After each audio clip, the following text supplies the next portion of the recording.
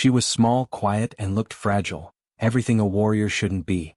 They laughed when she arrived at the base. Mocked her size, her silence, her gentle appearance. Then the colonel opened her classified file and read one number out loud. 147 confirmed kills. The laughter died instantly.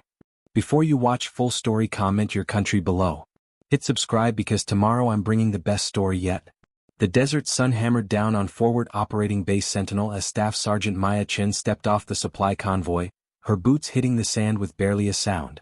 At 5'4" with a frame that suggested distance running rather than combat operations, she drew immediate skepticism from the assembled platoon leaders waiting near the command tent. "That's our new tactical advisor?" First Sergeant Drake Morrison's voice carried across the compound, not quite low enough to be private. "She looks like she'd blow away in a sandstorm." Maya heard him clearly. She'd heard variations of that comment for the past 8 years, ever since she'd graduated top of her class from Ranger School and disappeared into assignments that didn't appear on any public roster. She adjusted the rifle slung across her back and headed toward the operations center, her expression unchanged.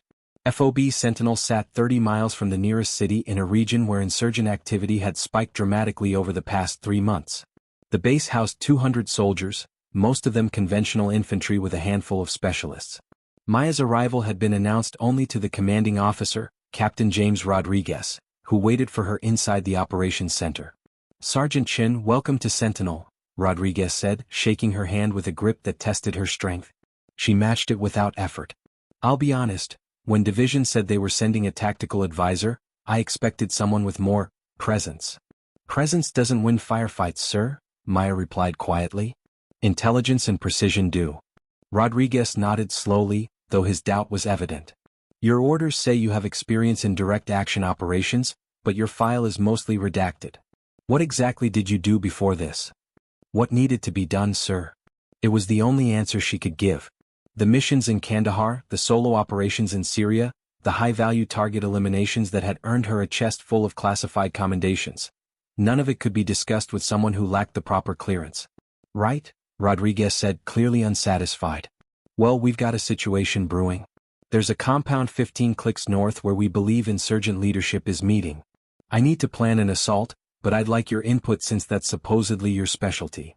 He spread a map across the table, aerial reconnaissance photos scattered alongside it. Maya studied the images in silence, her eyes moving systematically across every detail.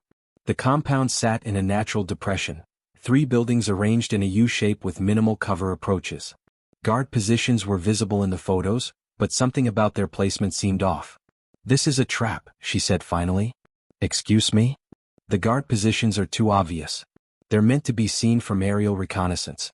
See here," she pointed to shadows in one photo, "and here. Those are secondary positions better concealed. They want you to think you know where the threats are." Rodriguez leaned closer, squinting at the details she'd indicated. "How can you tell?" "Experience, sir." Over the next week, Maya's presence at FOB Sentinel became a source of quiet mockery. The infantry platoons ran their drills while she observed from a distance, taking notes. When she offered suggestions, they were met with patronizing nods and immediate dismissal. "The quiet ones got opinions," Sergeant Morrison announced one afternoon after Maya had recommended adjustments to their patrol routes. Maybe she learned that from a PowerPoint back at headquarters. His platoon laughed. Maya said nothing, simply returned to her analysis of local insurgent patterns. She'd learned long ago that some truths revealed themselves only through action, not argument. The opportunity came 3 days later when a routine patrol went silent.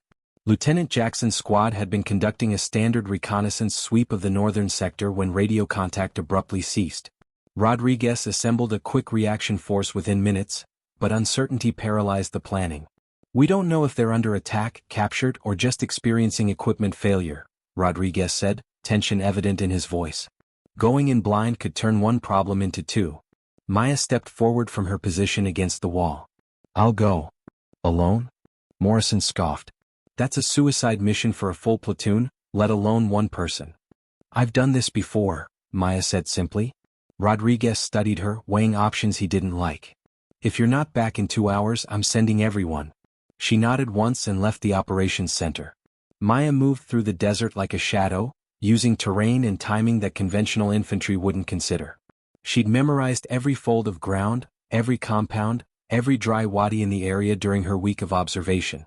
The route she took avoided the obvious approaches, instead using a narrow ravine that satellite imagery had shown but ground patrols had dismissed as impassable. She found Jackson's squad pinned down in an abandoned farm complex, surrounded by at least 20 insurgents who had superior position and were coordinating for a final assault. Maya counted the hostiles, analyzed their positions and checked her ammunition. 30 rounds in her current magazine, 3 more magazines in her vest. Against 20 enemies in fortified positions, the mathematics weren't favorable for a conventional approach. So she didn't use a conventional approach. The first insurgent never saw her. She'd circled wide, using the setting sun to blind the watchers, and came up behind his position with a knife. The second and third fell to suppressed shots from a position they hadn't thought to cover. By the time the insurgents realized they were under attack from a new direction, Maya had eliminated 6 of them and repositioned. She moved like water, never staying in one place, each shot precisely calculated. When insurgents tried to flank her assumed position, they found empty ground and died from angles they hadn't anticipated. When they called for reinforcement, she intercepted the runners before they could reach help. 15 minutes after she'd engaged, the compound fell silent. "Jackson, this is Chen," she radioed. "Area secure.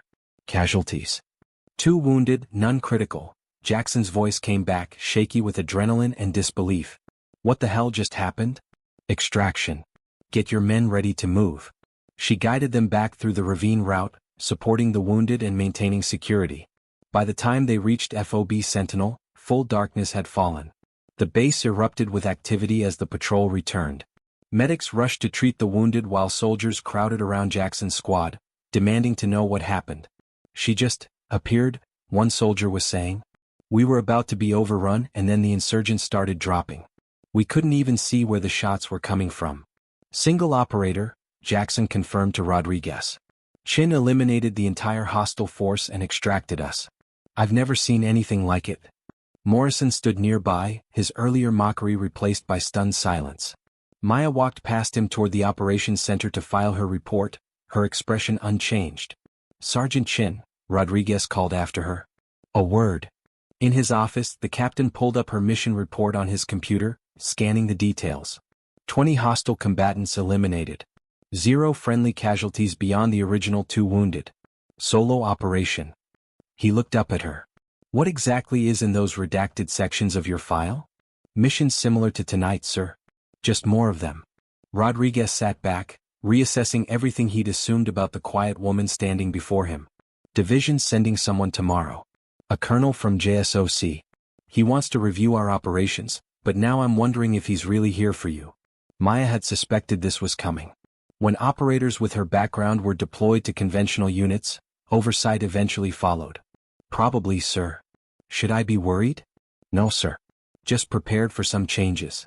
Colonel Marcus Webb arrived the next morning in a Black Hawk that kicked up enough dust to announce his importance. He was a compact man in his 50s, with eyes that had seen the worst of 3 decades of war. When he stepped into Rodriguez's office and saw Maya standing at attention, something like recognition crossed his face. "Sergeant Chin," he said. "Still collecting miracles, I see." "Just doing my job, sir." Webb turned to Rodriguez. "Captain, I need to speak with you privately." "Sergeant Chin, wait outside."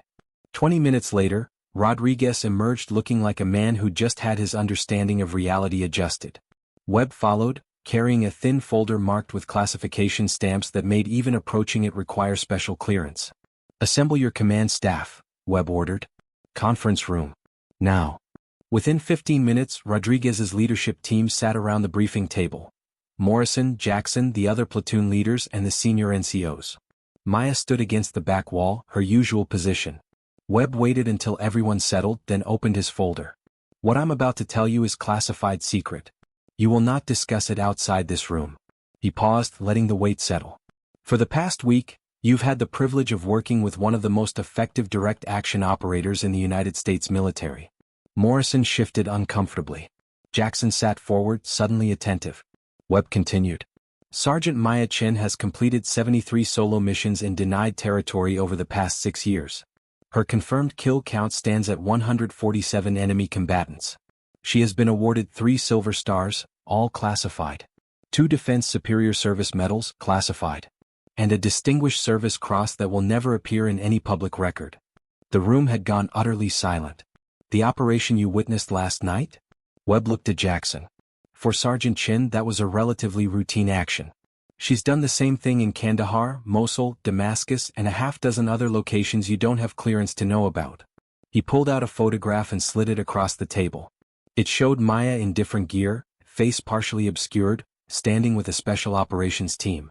This was taken after Operation Silent Thunder, where she spent 4 days alone behind enemy lines, eliminating a terror cell leadership structure that had evaded conventional forces for 2 years. 15 high-value targets, neutralized with 0 collateral damage. Morrison looked like he might be sick. The sergeant who'd mocked her presence, her size, her quietness, was now confronting the reality of exactly who he'd been dismissing. The reason Sergeant Chin is here, Webb said, is because this region is about to become significantly more dangerous. Intelligence indicates a major insurgent offensive is being planned, and we need someone with her specific skills to decapitate the leadership before it launches. Rodriguez found his voice. Sir, why wasn't I briefed on this initially? Because operators like Sergeant Chen work best when they're underestimated, Webb replied. The enemy doesn't see them coming. Unfortunately, sometimes that means our own people don't either. He directed that last comment at Morrison, who had the grace to look ashamed. Webb turned to Maya. Sergeant Chin, you're cleared to brief the captain on target package Lima. Use whatever resources you need. Yes, sir. After Webb departed, the atmosphere in the room remained charged. Rodriguez dismissed everyone except Maya, who approached the map table and began laying out photographs, new intelligence that had been delivered with Webb's arrival. Target package Lima is a compound 30 clicks northwest, she began, her quiet voice now carrying authority that no one would question. 3 high-value targets confirmed.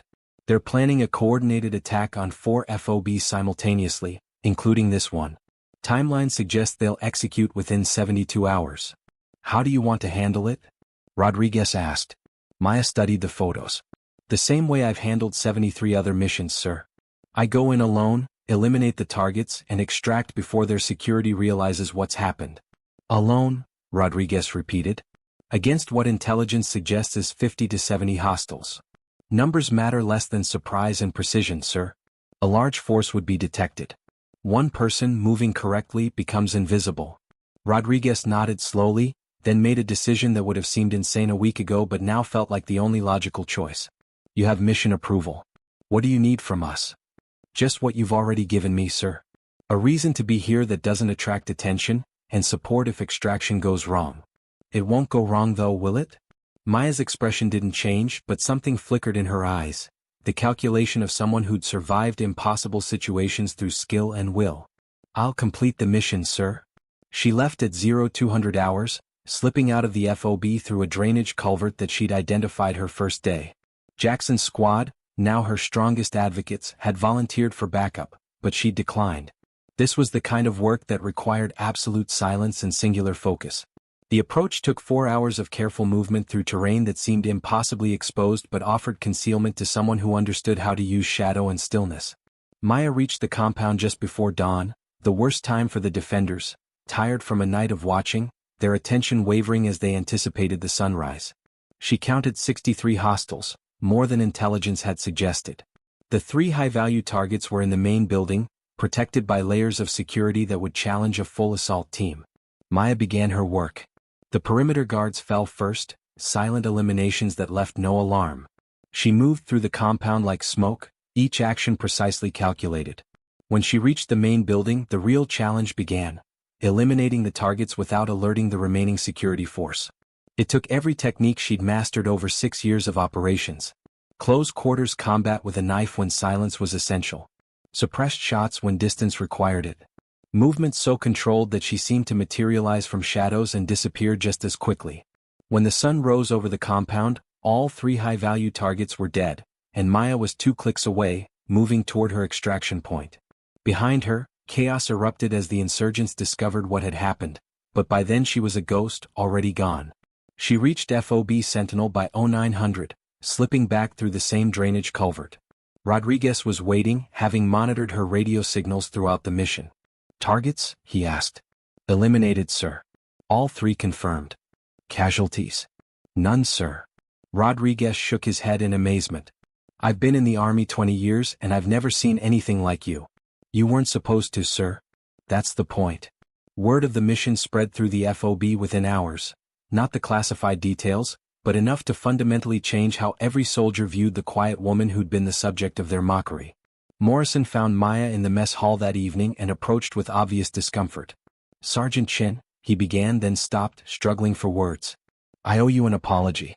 Actually, I owe you about 100 apologies. I was wrong about you. Completely wrong." Maya looked at him with those calm, assessing eyes. "You made assumptions based on incomplete information, First Sergeant. That's human nature. What matters is what you do now with complete information." "I'd like to learn from you," Morrison said. "If you're willing to teach someone who was stupid enough to doubt you." For the first time since arriving at FOB Sentinel, Maya smiled slightly. "Combat doesn't care about ego, First Sergeant. Only competence. If you're willing to focus on the latter, I'm willing to teach." Over the following weeks, Maya transformed how FOB Sentinel operated. She taught movement techniques that emphasized stealth over speed, target identification that prioritized precision over volume of fire, and tactical thinking that valued intelligence over aggression. Jackson's squad became her primary students, soldiers who'd seen firsthand what she could do and hungry to learn even a fraction of her skills. But others came too, Morrison, humbled and eager to rebuild his understanding of combat. Young lieutenants who recognized that the quiet sergeant knew more about warfare than their textbooks had taught them. Even Captain Rodriguez, who sat in on her briefings and realized how much conventional training had missed. "The best warriors," Maya told a group of assembled soldiers one afternoon, "are the ones you never see coming. Not because they're invisible, but because they don't fit your expectation of what a threat looks like. The enemy makes the same mistake. That's how you win." Private Sarah Mendez, one of the few other women at the FOB, approached Maya after the session. "Sergeant Chin, can I ask you something personal?" "You can ask. How did you deal with it? Being underestimated, dismissed, having to prove yourself over and over?" Maya considered the question carefully. "I stopped trying to prove myself to others and started proving myself to myself.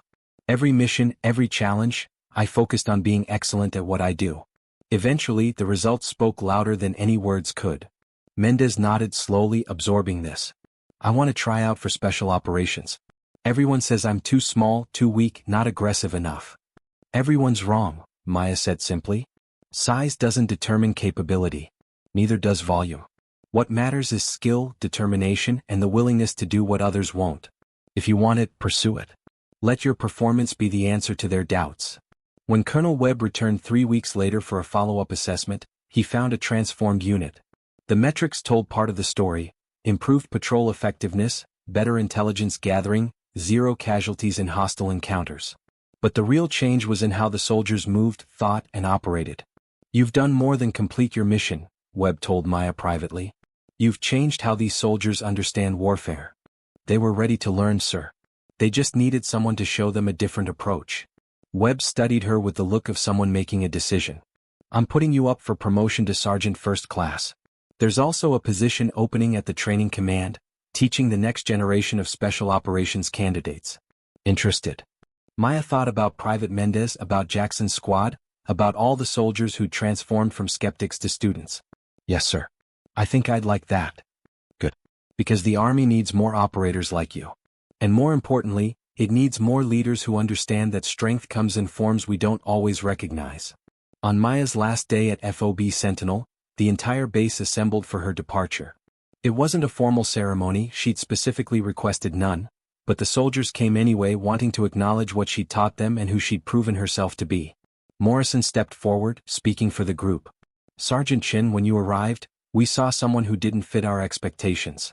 We were right, you didn't fit our expectations. You exceeded them in every possible way.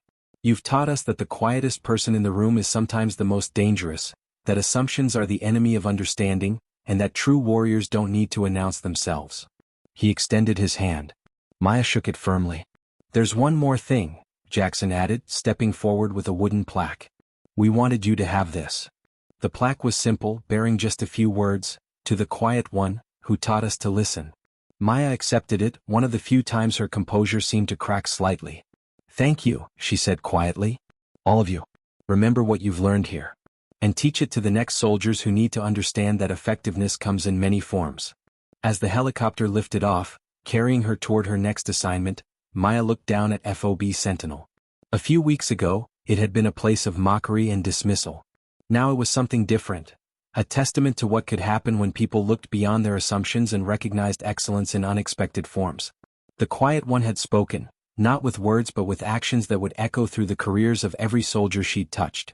And somewhere in the distance, the next mission was waiting, another opportunity to prove that the most dangerous warriors were often the ones no one saw coming.